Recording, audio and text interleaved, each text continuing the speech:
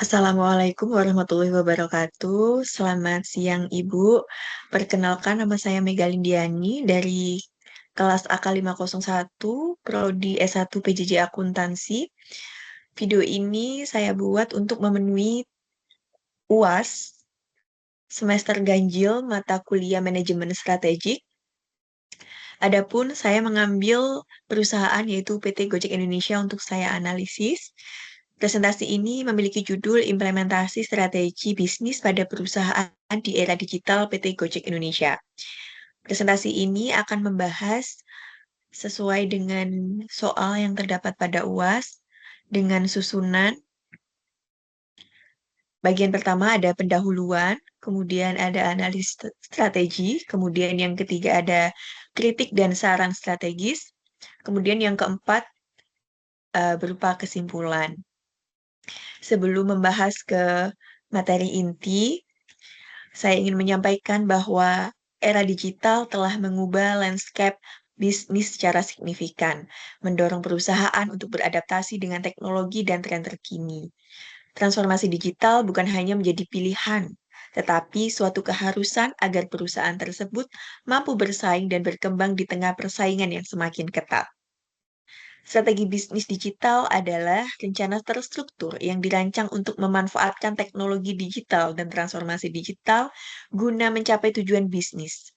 Dalam konteks ini, bisnis digital mencakup pemanfaatan teknologi informasi dan komunikasi, platform online, analisis data, dan kecerdasan buatan untuk meningkatkan kinerja bisnis, memperluas jangkauan pasar, dan menciptakan nilai tambah bagi pelanggan.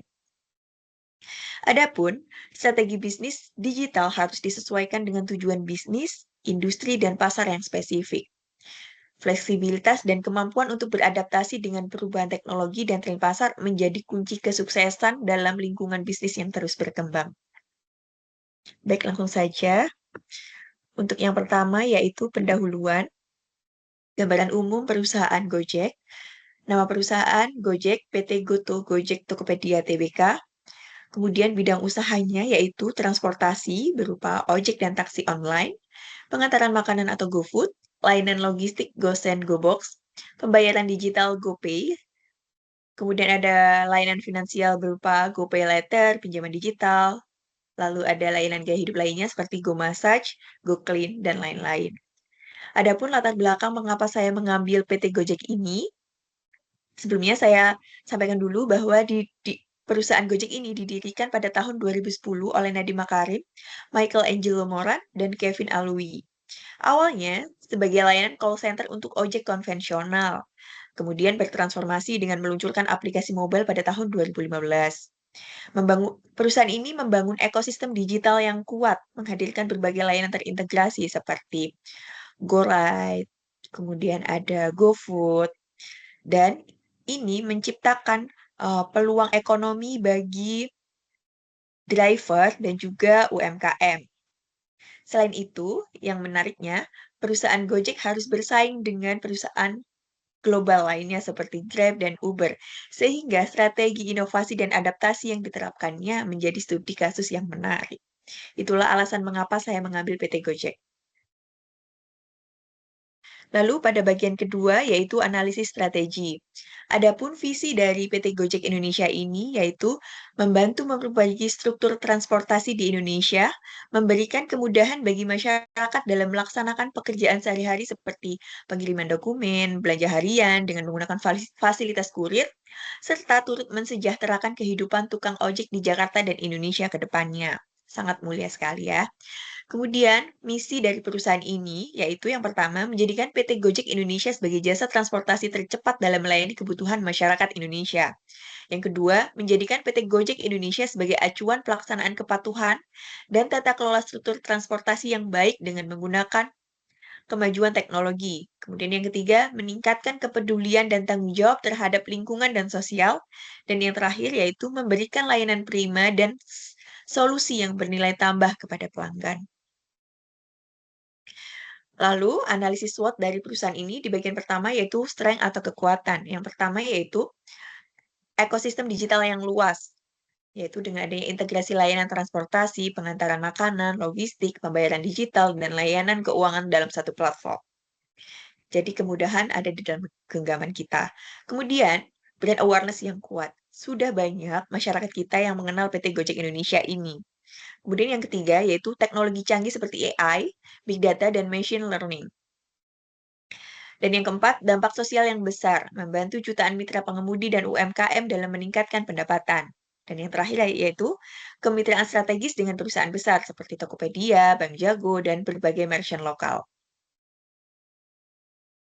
Dan yang menjadi kekuatan PT Gojek ini yaitu berdasarkan data oleh The State Mobile 2024 Report, Gojek masih merajai peringkat teratas total unduhan aplikasi digital khusus pemesanan transportasi.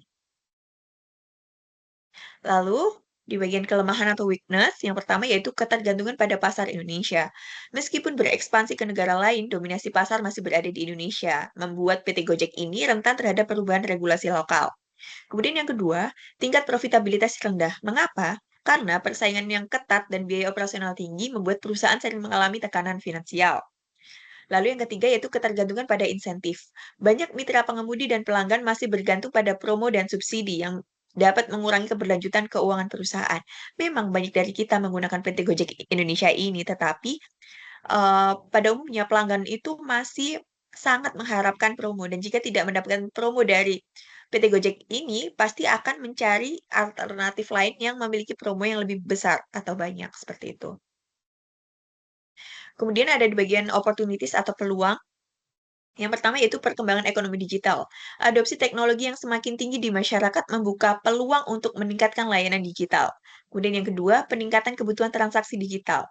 Meningkatnya penggunaan e-wallet dan layanan fintech menciptakan peluang bagi GoPay dan layanan keuangan lainnya. Kemudian yang ketiga yaitu ekspansi ke sektor baru. Gojek dapat memperluas layanan ke bidang kesehatan, pendidikan, dan e-commerce berbasis AI. Kemudian, di bagian threat atau ancaman, yang pertama adalah persaingan yang ketat. Kompetisi dengan Grab, Shopee, dan startup lokal yang terus berkembang bisa mengancam pangsa pasar Gojek. Kemudian yang kedua, perubahan regulasi pemerintah. Kebijakan baru terkait transportasi online dan fintech dapat mempengaruhi operasi Gojek. Dan yang ketiga itu perubahan perilaku konsumen. Jika pelanggan beralih ke pesaing atau layanan yang lebih murah, Gojek bisa kehilangan penggunanya. Dan yang terakhir yaitu ketidakstabilan ekonomi. Inflasi dan krisis ekonomi dapat berdampak pada daya beli pengguna serta pendapatan mitra pengemudi. Kemudian, strategi utama yang diterapkan Gojek di era digital, yang pertama yaitu transformasi digital dan inovasi teknologi. Gojek menggunakan AI dan big data. Ini yang kedua menggunakan fitur personalisasi berbasis data. Jadi, Gojek ini mampu mengetahui kebiasaan dari pelanggannya. Misalnya, saya sangat suka restoran ini, maka Gojek ini mampu menghadirkan atau memunculkan restoran yang sering saya pesan ini di bagian paling atas. Jadi kita merasa sangat dikenal oleh PT Gojek ini, oleh aplikasi tersebut. Kemudian yang ketiga itu menerapkan sistem keamanan siber yang canggih. Di poin yang kedua yaitu ekspansi dan diversifikasi layanan. Integrasi layanan dalam satu aplikasi, misalnya ada GoPay, ada GoRide, GoFood, ada GoMassage, dan lain-lain. Ekspansi ke sektor baru seperti layanan kesehatan dan edukasi. Kemudian yang ketiga ada penguatan ekosistem digital melalui kolaborasi. Kolaborasi dengan Tokopedia contohnya, kemudian kerjasama dengan lembaga keuangan dan merchant. Yang keempat ada strategi customer centric atau berfokus pada pelanggan. Pengalaman pengguna yang lebih baik, kemudian program loyalitas dan promosi yang diberikan kepada pelanggan, dan layanan berbasis kebutuhan pelanggan seperti GoPay Later. Jadi kita bisa melakukan transaksi di aplikasi Gojek ini, tetapi diberikan kemudahan dalam pembayaran dengan adanya GoPay Later. Kemudian yang terakhir yaitu pemberdayaan mitra pengemudi dan UMKM berupa akses pembiayaan dan asuransi, kemudian program pelatihan dan pengembangan bagi UMKM yang bergabung dengan Gojek. Kemudian di bagian yang ketiga yaitu ada kritik dan saran strategis. Nah, di bagian evaluasi efektivitas strategi Gojek di era digital, yang pertama yaitu mengenai transformasi digital dan inovasi teknologi. Efektivitasnya, pemanfaatan AI dan Big Data telah meningkatkan pengalaman pengguna dengan rekomendasi layanan yang lebih personal. Kemudian yang kedua, integrasi layanan dalam satu aplikasi memudahkan pelanggan mengakses berbagai kebutuhan sehari-hari. Kelemahannya apa? Yaitu kecepatan inovasi pesaing, terutama Grab dan Shopee, membuat Gojek harus lebih agresif dalam pengembangan teknologi yang baru. Masukannya apa? Yang pertama yaitu meningkatkan investasi dalam research and development untuk memastikan aplikasi tetap stabil dan minim gangguan teknis. Kemudian yang kedua, mengembangkan fitur berbasis AI yang lebih canggih untuk meningkatkan pengalaman personalisasi pelanggan. Kemudian di bagian ekspansi dan diversifikasi layanan, di bagian efektivitasnya, layanan seperti GoFood, GoSend, dan GoPay telah menjadi pilihan utama masyarakat Indonesia. Kemudian GoPay berhasil menjadi salah satu e-wallet terbesar di Indonesia dengan adopsi yang luas. Yang ketiga, ekspansi ke layanan kesehatan dan edukasi menunjukkan bahwa Gojek siap menangkap peluang pasar yang baru. Kelemahannya apa? Yang pertama, beberapa layanan belum maksimal, misalnya GoMed masih kalah populer dengan Halodoc. Kemudian ada diversifikasi yang cepat dan yang menyebabkan peningkatan biaya operasional dan risiko finansial. Masukannya apa? Yang pertama yaitu mengoptimalkan layanan yang sudah ada sebelum melakukan ekspansi ke pasar yang baru. Kemudian yang kedua, memperkuat kolaborasi dengan sektor kesehatan dan pendidikan agar layanan seperti GoMed lebih kompetitif. Dan yang terakhir, mengembangkan layanan berbasis langganan, misalnya subscription, untuk meningkatkan pendapatan berulang. Kemudian di bagian penguatan ekosistem digital melalui kolaborasi, efektivitasnya kolaborasi dengan Tokopedia dalam GoTo telah memperkuat posisi Gojek di industri e-commerce dan fintech. Kemudian kerjasama dengan Bank Jago dan lembaga keuangan lainnya mempercepat inklusi keuangan bagi mitra pengemudi dan UMKM. Kelemahannya apa? Yang pertama yaitu sinergi antara Gojek dan Tokopedia masih dalam tahap pengembangan, sehingga belum maksimal dalam memberikan manfaat bagi penggunanya. Kemudian persaingan dengan ekosistem lain seperti Shopee, ShopeePay, ShopeeFood semakin ketat. Masukannya apa? Mengoptimalkan integrasi layanan GoTo seperti program loyalitas bersama Gojek dan Tokopedia untuk meningkatkan retensi pelanggan. Kemudian, memperluas kolaborasi dengan perbankan untuk menghadirkan lebih banyak layanan finansial seperti investasi dan asuransi mikro. Lalu di bagian strategi customer centric berfokus pada pelanggan, efektivitasnya, loyalitas pelanggan meningkat dengan adanya program cashback dan diskon dari GoPay dan GoFood. Kemudian pengembangan fitur seperti GoClub, program loyalitas mendorong keterlibatan pengguna. Kelemahannya, promo yang terlalu sering dapat menyebabkan ketergantungan pelanggan dan menekan margin keuntungan dari PT Gojek itu sendiri. Kemudian kurangnya diferensiasi layanan, sehingga pengguna mudah beralih ke kompetitor jika ada promo yang lebih menarik. Lalu masukannya mengembangkan strategi loyalitas berbasis value, bukan hanya promo, seperti peningkatan layanan pelanggan atau program eksklusif untuk pengguna setianya. Kemudian yang kedua, menyediakan fitur Gojek Premium dengan layanan prioritas bagi pelanggan yang berlangganan secara bulanan. Lalu di bagian pemberdayaan mitra pengemudi dan UMKM, efektivitasnya yaitu Gojek telah meningkatkan pendapatan mitra pengemudi dan UMKM menjadikannya pendorong ekonomi digital di Indonesia. Kemudian yang kedua, program pelatihan dan akses permodalan membantu UMKM lebih berkembang. Kelemahannya, ketergantungan pengemudi pada insentif membuat ketidakstabilan dalam ekosistem bisnis. Dan keluhan mitra terkait komisi dan pembagian keuntungan masih sering muncul. Lalu masukannya apa? Yang pertama yaitu mengembangkan skema pendapatan yang lebih adil dan mengurangi ketergantungan pada insentif secara bertahap. Lalu memberikan lebih banyak bantuan keuangan bagi mitra seperti program cicilan kendaraan berbunga rendah. Dan di bagian keempat yaitu kesimpulan, ada pun rangkuman temuan dan pelajaran yang dapat dianalisis dari PT Gojek Indonesia ini. Yang pertama yaitu keunggulan PT Gojek Indonesia ini pada ekosistem layanan yang terintegrasi sehingga memudahkan penggunanya. Kemudian yang kedua ada tantangan.